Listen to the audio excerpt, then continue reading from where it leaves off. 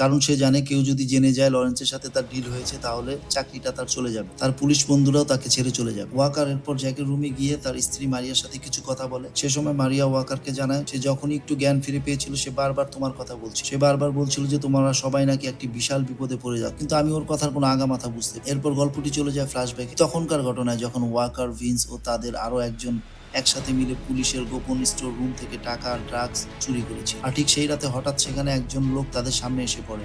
Vince আর ওয়াকার ভেবেছিল এটা হয়তো কোনো সিকিউরিটি গার্ড, তারা কোনো কিছু না ভেবেই লোকটিকে গুলি। পরবর্তীতে তারা জানতে পারে এই লোকটি একজন আন্ডার কভার পুলিশ অফিসার ছিল। লোকটি তখন আহত অবস্থায় কাতরাতে ছিল। ওয়াকার সেই লোকটিকে বাঁচাতে চাইলেও ভিন্স নিষেধ করে। ভিন্স ওয়াকারকে বলে এই লোকটি যদি বেঁচে যায় নিশ্চয়ই এই চুরির ঘটনা সবাইকে বলে দিবে। এটা বলেই ভিন্স অর্ধমৃত লোকটাকে ওয়াকারের সামনে গুলি করে মেরে, অর্থাৎ ওয়াকার আর ভিন্স দুজনেই ছিল তাদের নিজেদের সঙ্গীকে মেরে ফেলার জন্য দোষী। তো যাই হোক, এই ঘটনার পরে ওয়াকার মারিয়াকে আশ্বস্ত করে বলে যে কোনো চিন্তা করো, জ্যাক যা বলেছে তার সাথে আমাদের কোনো সম্পর্ক নেই। এরপর সিন কাট হয়ে চলে যায় মিরার দিকে। সে এখন নিজের আঙ্কেল রাহুলের সাহায্যে দেশ ছেড়ে চলে যাওয়ার প্ল্যান করছে। রাহুল তাকে বোঝানোর চেষ্টা করে যে